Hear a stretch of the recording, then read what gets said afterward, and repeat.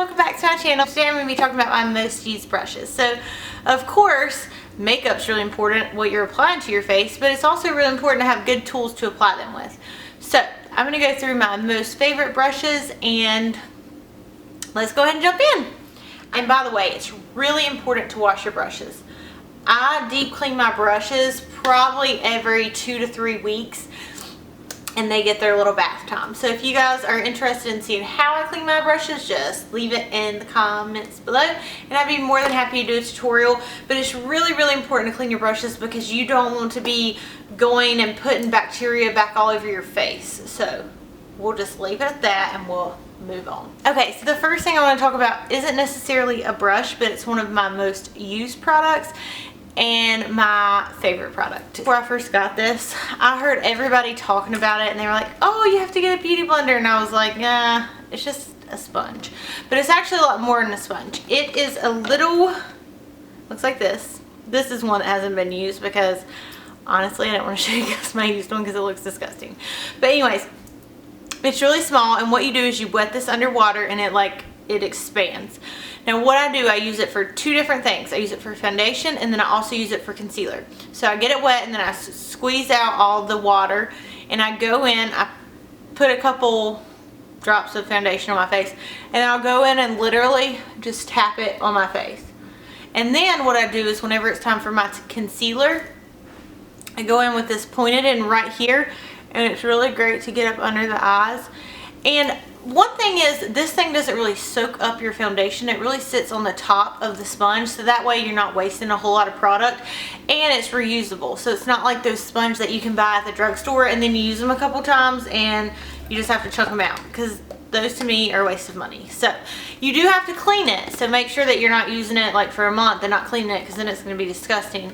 It really gets the job done in a short amount of time, so that's why I really, really like it. Because in the mornings, if I'm getting ready for work, I'm not trying to spend like a half an hour on my face. I'm trying to just go in, get the job done, and get out the door. So this is amazing. Next brush, not using the beauty blender. What I will use is from Sigma. Now I'm going to say that my Sigma brushes are my favorite brushes. When I first started into makeup, I went out and I bought a bunch of MAC brushes. Now don't get me wrong, there are a lot of MAC brushes that I really, really like, but also the quality of Sigma is just as great, and I don't get as many fallout hairs as I do on MAC brushes. What I like to do if I'm not using my beauty blender for foundation is go in with this F80 Kabuki brush. So this is what it looks like. Oh my god, seriously, I cleaned these last night, but I guess I didn't get all the way in. So this is really great because what I do is I'll either tap some foundation on my hand or I'll tap it on that little plate that I talked about in my first video, and I'll just go in and then I'll buff it onto my face. So this is really great. Honestly, for a long time I just used my hands with my foundation, but once I started using brushes, I felt like, one, I didn't have to run to the bathroom and wash my hands when I was done, but 2, it just applies the product a lot more evenly. So one thing that I use on a daily basis is going to be this Kabuki P82 brush. Now I did get this set. I got this brush and it was like 3 other brushes I think for like $45, and there's like a 10% discount code I found. So I got them for right at 40 bucks. That's like $10 a piece, which I don't think is really bad because I use these brushes all the time. So this is the P82 round precision brush. Here's what that looks like. So what I do with this brush is I'll go in with my eyeshadow base, my Painterly paint pot, and it's really great at depositing that all over the eye. So it's really great at blending out and really great with cream products. Great brush for cream products is going to be Makeup Geek. Now everyone talks about Makeup Geek, blushes and eyeshadows and everything, but a lot of people, you don't hear them talk about their brushes, and they're actually really good quality. So this is going to be the Makeup Geek cheek highlighter brush, and this is what it looks like. It's a duo fiber brush. And what I'll do with this is if I am doing cream products, I will go ahead and lay down the cream product and I'll go in and buff it out with this brush. So another really great product for contouring is going to be the NARS Ita brush. What I really like is I'll go in and I'll hold it with the top or the bottom, whatever. Go ahead and buff in the contour. It's really great for beginners when you first contour, but it is really pricey. I think this brush by itself It's the most expensive brush I've ever bought, but I think it was about $55. So another alternative for you guys is the Hourglass brush. So this I like more so on an everyday basis because it doesn't apply the contour so harsh. Not that the Ebates brush applies it harsh, but it's going to give you a more defined line where this is already doing the buffing for you. So I really like the Hourglass brush. If you want to know more about it, just check out my Sephora haul. So this is my first video. So if you're going to go out and you're actually going to go invest in brushes, I would recommend doing a brush kit.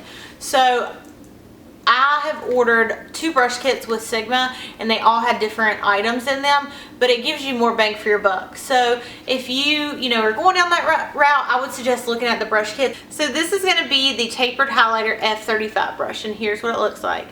Honestly, I like this brush so much, I have 2 of them.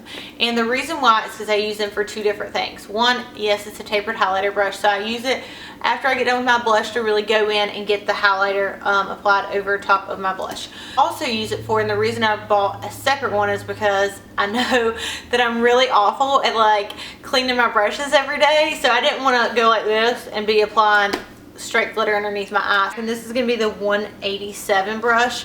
And what I do with this is after I go in and I do my contour and my blush, my highlighter, I'll go in and just kind of buff it out so that way you're not left with any harsh lines. So this is really great. It's a duo fiber brush and really great for F10, and here's what it looks like.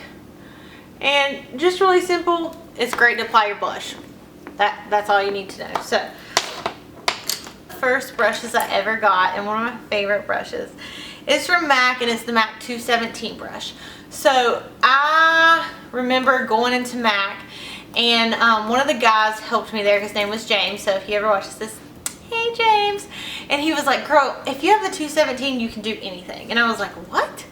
He said, yeah, so you can actually pack color on your lid, you can blend out, you can put color in the crease, you can really do everything with this brush. And I don't know what it is about this brush, but I always grab this brush on a daily basis. So this is what it looks like. It's just like a white-haired brush.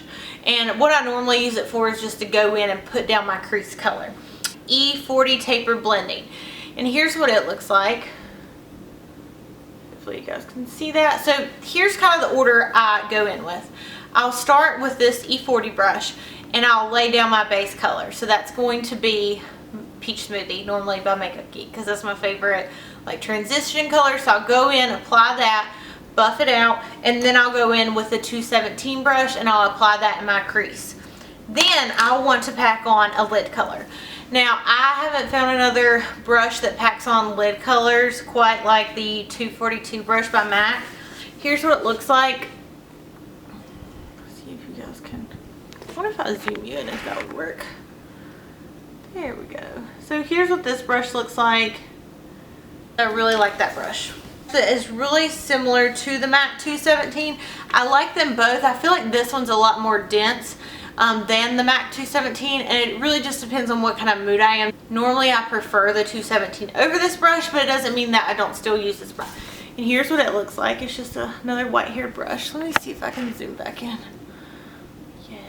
And so same thing, I normally just like to go in the crease with whatever crease color I'm using, and this is a really great brush to do so as well.